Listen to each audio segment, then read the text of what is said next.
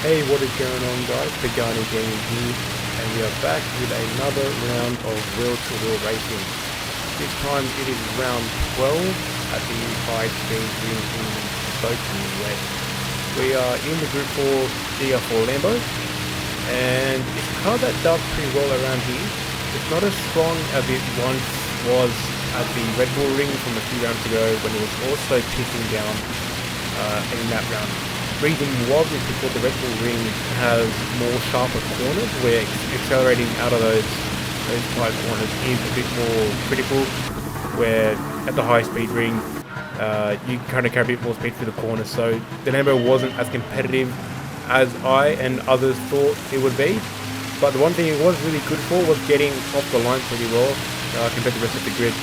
So we qualified second and we get a monumentous start for the first race, almost clearing ZD enough to clear to get out of the slipstream, almost tickling at the 1.7 the 0.7 second margin. But ZD, in my honest opinion, may have had the better car around here. The McLaren is pretty good on the brakes, and it's got some awesome top speed. It probably might even be quicker than the Lambo on top end.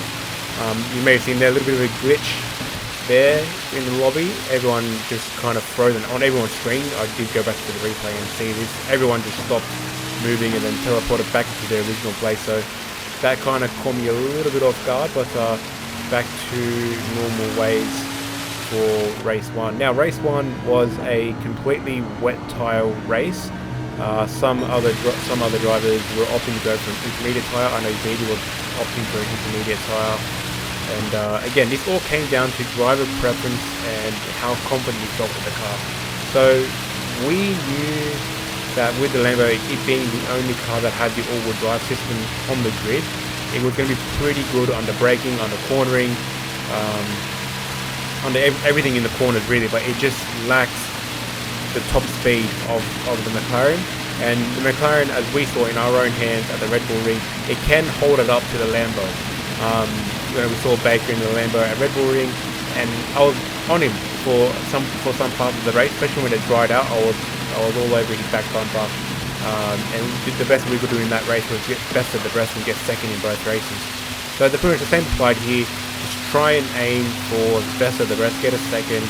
If we can try and get first, absolutely amazing. But we knew ZD had amazing pace in the McLaren. The McLaren is a car that I am going to miss for a very long time, especially now hopping into the Lambo. But yeah, race one was pretty boring. I pretty much just saw the back of ZD's bumper for the whole of that race. So we ended up holding our position to P2, and we ended up finishing across the line, coming P2, and kind of in the middle of nowhere. 1.8 behind ZD and a couple of seconds in front of MCDC and all the other drivers who were either a rear-wheel drive or a front-wheel drive car. On to race 2 now, and we had with a hot lap quali, and we didn't get the best qualifying time. We quickly sunk to the bottom, well, to the middle of the pack for a hot lap time, only getting a 1:23.9, and we saw ZD once again getting a 1:22.4, absolutely amazing time. But again, the Lamborghini, this all-wheel drive system, not too fussed about this. We're just absolutely flying through the middle. We're already up into top 4, top 3, and we're already on the back bumpers of the first row. Now for this race, it was a 35 lapper, and we had to use a medium tire with a compulsory tire. And we started on the inters. It wasn't as wet as race 1, so we knew we could switch to a more competitive tyre, and we go 3 wide into turn 2. Now we weren't really trying to make a movie, but we wanted to try and apply some pressure and try and force a mistake from ZD and MCDC here. Oddly enough, this track goes against all your normal racing etiquette of hitting the apex and try and get the best exit. But apparently around this track, to get the best exit, you actually have to come out wide. So turn 2, you'll see a lot of drivers will actually take the outside part of the track, the green part of the track. Apparently that's where most of the grip is. And as well for this last corner here, you'll see that a lot of the drivers actually hang around the outside, right up against the guardrail. So apparently that's what gives you the best time possible. So we're settled for P3 right now, and we had two strategies at handy. We could either stay on the intermediate, switch the brake balance to the front a little bit to try and get a bit of that nosedive. We had Troy in the Nissan, who was also somewhat pretty competitive in the Sylvia, come past us to take P3. But back to the strategy, it was either a one-stopper or a two-stopper.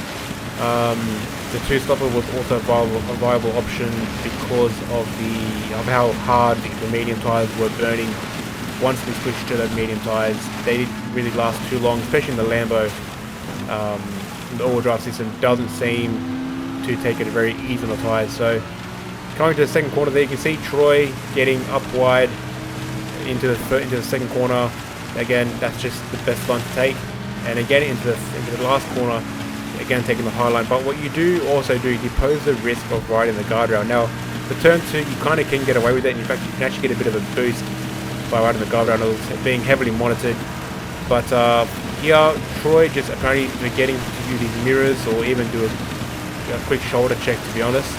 And kind of turns across the front of our nose and almost spins himself out, but managed to catch it.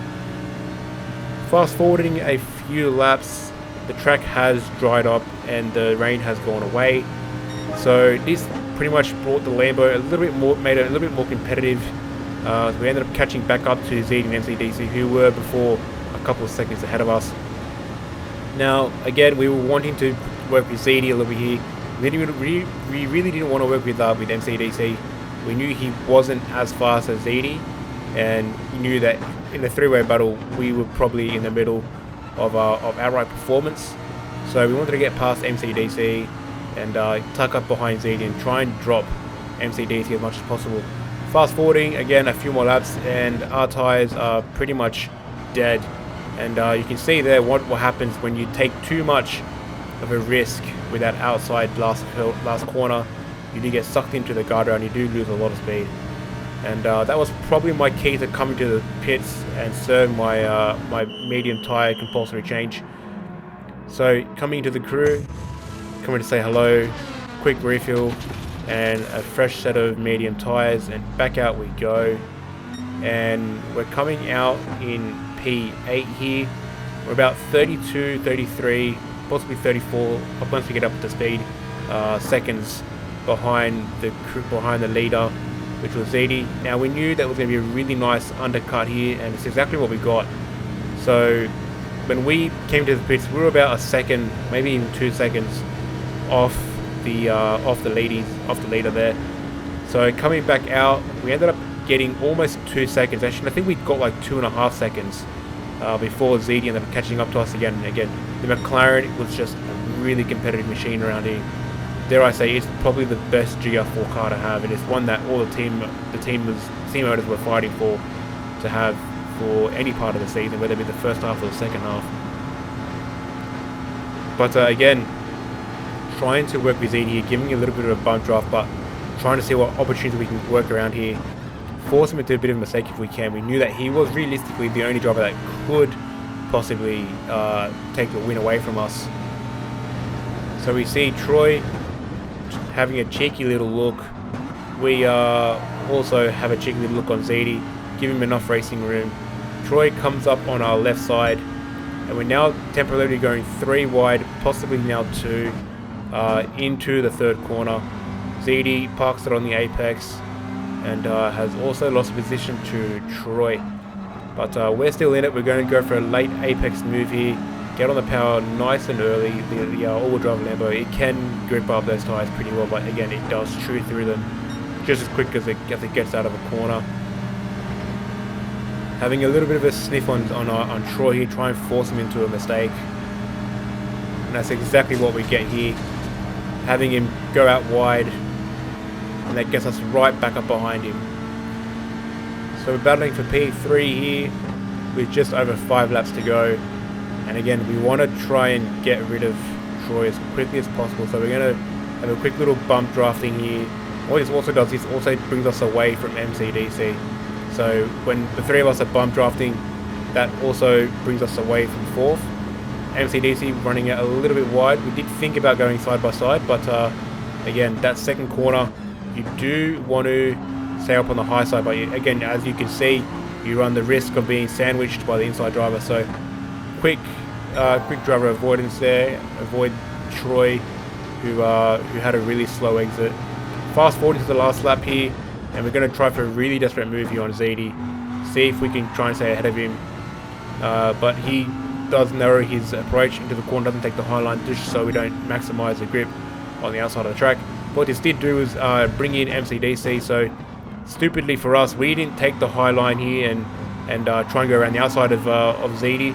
But what that did do was open a door up for Troy and MCDC to come through. And unfortunately for myself, we did get a bit of a hip and shoulder there from MCDC that put us into the wall, gave us a bit of front end damage and front right damage. With Gran Turismo damage model, this would have now compromised my entry, my cornering and my exit speed, and also my top end speed, which did prove a little vital here, as I didn't get the best exit possible out of the last turn. And what this did do was open the door up for MCDC to pass me on the start finish straight, as I had still carried that damage through. We did have a quick chat with MCDC and he did look through the replay, so credit where credit's due. He did own up to that mistake, but regardless, unfortunately a report is going to have to go through.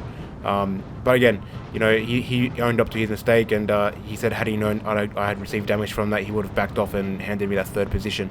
On to the division championships now, and the previous round we did have an endurance round around Grand Valley, and we did cop a massive penalty for that round. Apparently the steward think that we sent it a little bit too hard, which I completely disagree with, but that really did compromise our chances of winning the Div 2 championship. And on to the team championships now, and FSR, we did get second best in terms of point scoring for round 13, but we're still sitting fifth with a fair gap to the next team in front, unfortunately. Next round is at Cataluna F1 layout, so we don't have that really stupid chicane as the last two corners. I do think the Lambo might do pretty well there, but this is a tyre race, and I don't think the Lambo does like to keep its tyres in one piece.